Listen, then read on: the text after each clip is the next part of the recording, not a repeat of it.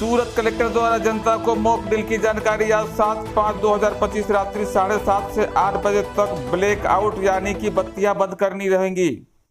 नमस्कार, मेरा मखन सहानी सूरत भूमि में आप सभी दर्शक मित्रों का तहे दिलों से हार्दिक स्वागत करता हूं। सूरत शहर के जिला कलेक्टर डॉक्टर सौरभ पारगी की अध्यक्षता में पहलगाम आतंकवादी हमले के संदर्भ में 7/5/2025 को रात 7:30 बजे पूरे देश में गुजरात राज्य मुख्यमंत्री, गृह राज्य मंत्री एवं भारत सरकार के दिशा निर्देश द्वारा मॉक ड्रिल का आदेश दिया गया है, जिसके संदर्भ में सूरत जिला कलेक्टर कचहरी में पत्रकार परिषद का आयोजन किया गया था, जिसमें सूरत शहर जिला कलेक्टर, पुलिस कमिश्नर तथा महानगर पालिका कमिश्नर सूरत शहर की जनता को आज रात्रि दरमियान 7:30 से 8 के मध्य पूरे शहर को ब्लैक आउट यानी 7:30 से 8 के बीच बत्तियों को बंद रखने की अपील करते हुए सूरत शहर की जनता से मॉक ड्रिल को सफल बनाने हेतु सहयोग की कामना व्यक्त की। तो चलिए दिखाते हैं आपको प्रेस वार्ता की एक झलक सूरत भूमि पर।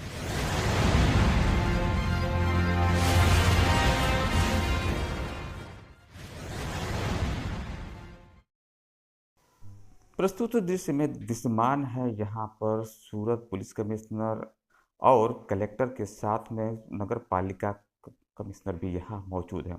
प्रस्तुत दृश्य में आपको बताने की कोशिश करेंगे कि आज किस प्रकार से सूरत शहर में आज के दिन मॉक ड्रिल के संदर्भ में कल की गई प्रेस वार्ता की आपको झलक दिखा रहे हैं।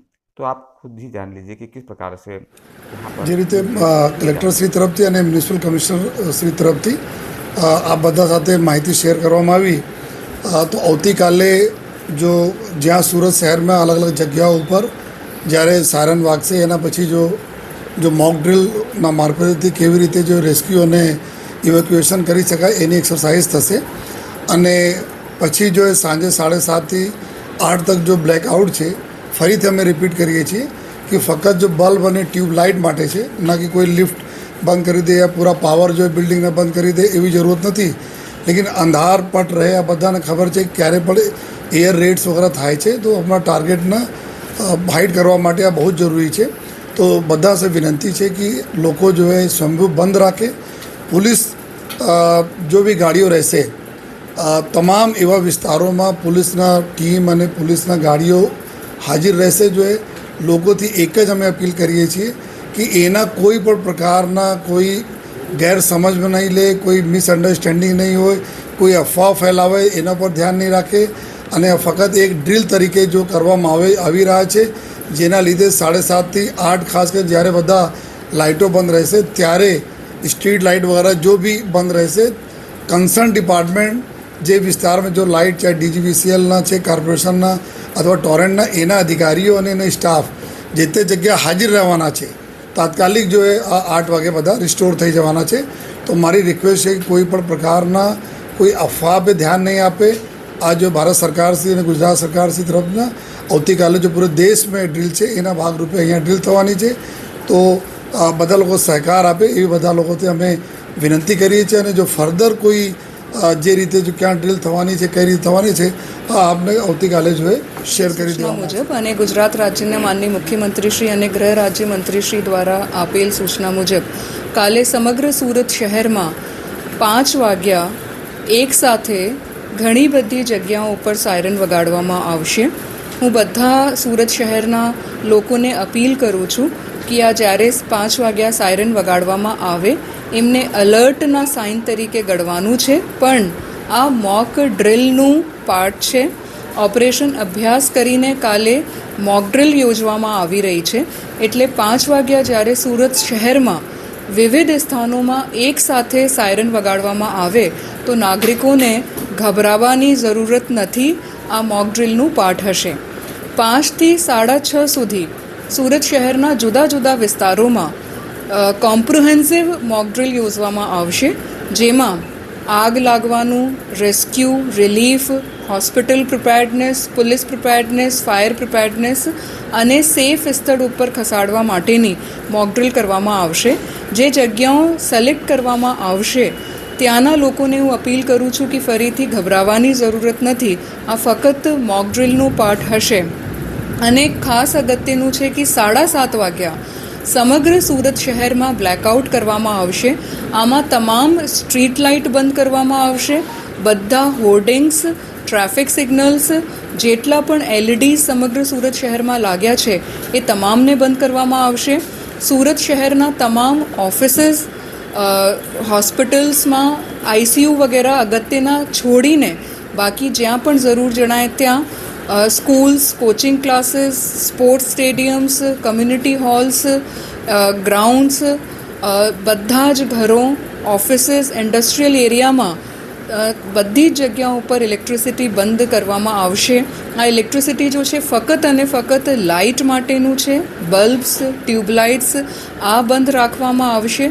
હું આપના થકી સુરત શહેરના લોકોને અપીલ કરું છું કે 7:30થી લઈને 8 વાગ્યા સુધી વોલન્ટરીલી સ્વયંભૂ બધા જ ઓફિસીસ, ઘર, ઇન્ડસ્ટ્રીયલ એરિયાઝ, જે પણ પ્રિમાઇસીસ છે ત્યાં અડધો કલાક માટે લાઇટ, બલ્બ્સ, ટ્યુબલાઇટ્સ એ બંધ રાખે.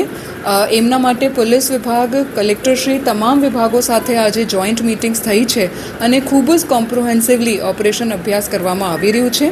લોકો આમાં પેનિક ના થાય અને પ્રિપેર્ડનેસના ભાગરૂપે તંત્રને સાથ સહકાર આપે એવી હું બધાને અપીલ કરું. સૌને નમસ્કાર. આપણે સૌ જાણીએ છીએ કે પહેલગામ હુમલા પછી જે દેશમાં જે પરિસ્થિતિનું નિર્માણ થયું છે આમાં કોઈ પણ સંભવિત ખતરાથી નિપટવા માટેનું નાગરિકોનું યોગદાન જે છે એક ઇમ્પોર્ટન્ટ સ્ટેપ રહે છે.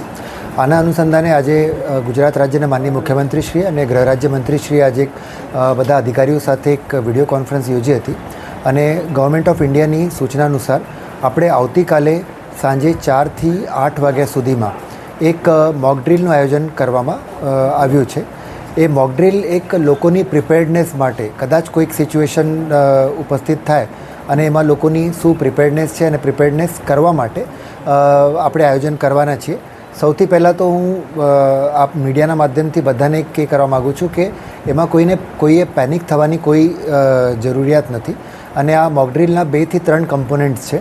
એ કમ્પોનન્ટ્સ હું જણાવવા માગું છું કે 4 થી 8 વાગ્યા સુધી ચાલનારી મોકડ્રીલમાં આપણે એક પ્રિપરેશન ફેઝ પછી 5 વાગે દરેક જગ્યા ઉપર જેટલા પણ આપણી પાસે સાયરન્સ અવેલેબલ છે, સાયરનના માધ્યમથી આપણે એક સાયરન વગાડશું મેક્સિમમ જગ્યાઓ ઉપર, એટલે એક ડેન્જર વોર્નિંગના ભાગરૂપે.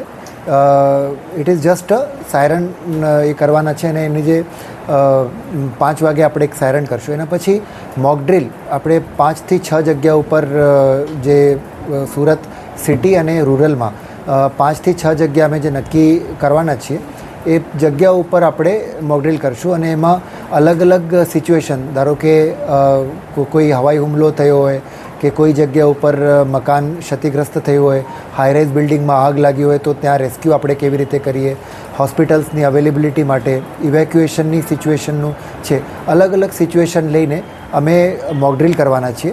એમાં રેસ્ક્યુ, સર્ચ એન્ડ રેસ્ક્યુથી લઈને ઇવેક્યુએશન સુધીની બધી જ કામગીરી જે છે એ મોકડ્રીલના માધ્યમથી કરવામાં આવશે અને એનું જે મુખ્ય ધ્યેય છે એ ફક્ત ને ફક્ત આપણી પ્રિપેર્ડનેસ, કોઈક સિચ્યુએશન ઊભી થાય તો આપણી પ્રિપેર્ડનેસ કેવી છે અને લોકોનું આપણી પાસેથી જે આપણે લોકો પાસેથી શું સહકાર અપેક્ષિત રાખીએ છીએ એના બાબતનું જ છે.